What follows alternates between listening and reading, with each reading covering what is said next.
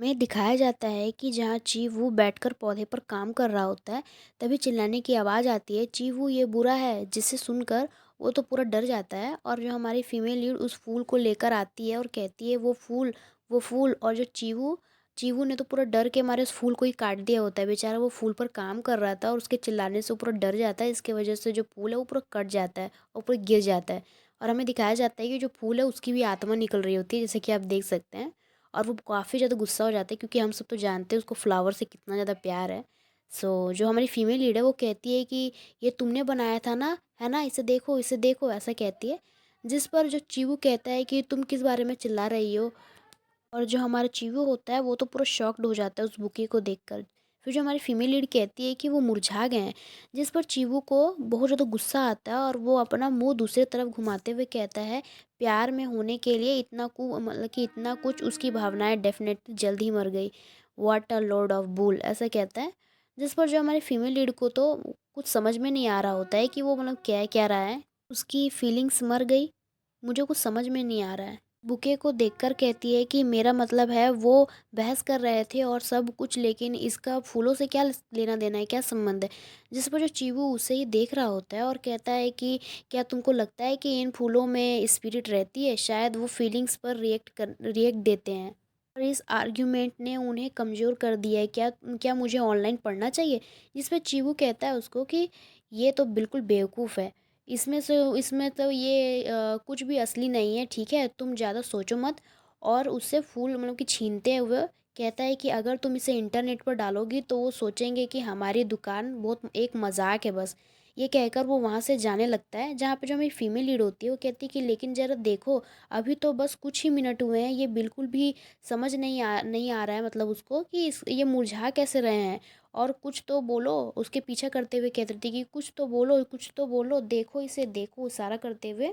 इस पर जो हमारा चीहू है उसको तो बहुत ज़्यादा गुस्सा आ जाता है और वो पीछे मुड़कर कहता है कि तुम थोड़ा शोर मचाने वाली हो, है ना। जिससे वो वहीं रुक जाती है और चुप हो जाती है और चीहू बुके को ले जाता है। जिस पर वो सॉरी कहती है। फिर हमें रात का सीन दिखाया जाता है जहाँ वो सो रही होती है। और आज जो जितना भी कुछ हुआ है उसके साथ वो बेचारी याद कर रही होती है सोते सोते। लेकिन उसका कोई मतलब नहीं बनता, चाहे तुम इसे कैसे भी देखो, सचमुच ये क्या था, ऐसा वो सोच रही होती है। कि फिर उसको लाइट ऑफ करती है और कहती है कि जो भी हो, अब सोने का समय हो गया है।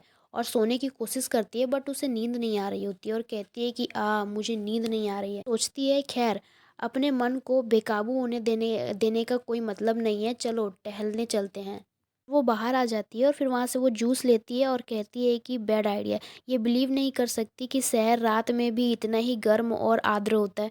और उसे जूस को पीते हुए वो टहल रही होती है और टहलते टहलते वो वहीं पहुँच जाती है। जिस पर वो कहती है कि मुझे लगता है कि यही रास्ता समर ब्लूम के बैकयार्ड की तरफ जाता है। मुझे पता नहीं है, बोला कि मेरे को पता ही नहीं चला कि मैं इतनी दूर भटक कैसे गई, ऐसे करके। और वो वहाँ जाते हुए कहती है कि कितना अजीब है, वही रास्ता जो मुझे समर ब्लूम के ओनर तक ले गया है। और चीवू भी के तरफ भी, मतलब। और वो सोचते हैं कि ओह, सोचो तो, आज मैं फिर से उसके गुस्से का शिकार हो गई। अगर तुम इस बारे में सोचो तो हम एक्चुअली में इतने करीब नहीं है, तो क्या हम फ्रेंड माने जाएंगे या नहीं। हालांकि मेरी गलती थी, मुझे उसे परेशान नहीं करना चाहिए था। शायद नहीं। तभी उसे आवाज़ सुनाई देती है, चुप रहो वूफी। जब वो वहाँ देखती है तो वहाँ चीवू होता है और सोचती है कि चीवू। और वो बोल रहा होता है कि वापस अंदर जाओ। जिस पर वो डॉग भी अंदर चला जाता है। और जो हमारी फीमेल लीड होती है वो सोचती है कि अरे, ये अभी भी इतने रात को भी काम कर रहा है। और वो जो चीवू है उस बुके को पकड़ा होता है और सांस छोड़ता है। जिस पर वो चीवू को ही देख रही होती है और सोचती है कि वो क्या कर रहा है। तभी उसको चीवू के हाथ में वही बुके दिखता है, जिससे वो देखकर वो पूरा शॉक्ड हो जाती है। और जो चीवू उस फ्लावर को देखता है और अपना हाथ घुमाता है और उस फ्लावर के ऊपर, जिससे वो जो फ्लावर है मुरझाए से खिलने लग जाता है। ये सब हमारी फीमेल देख कर तो पूरा शॉक्ड कि ये क्या देख लिया मैंने। सो और वो देखती है कि सारे फूल जैसे पहले थे इतने खूबसूरत, वैसे ही वो अब भी इतने खूबसूरत हो चुके हैं। मुरझाए थे, अब वो इतने ज़्यादा खूबसूरत हो चुके हैं, जिसे चीवू ने अपने जादू से उसे पूरा ठीक कर दिया होता है। तो आज के लिए बस इतना ही। पार्ट में हम देखेंगे कि जो चीवू का जो छोटा भाई है उसकी एंट्री होगी। सो मिलते हैं नेक्स्ट पार्ट में। Bye bye.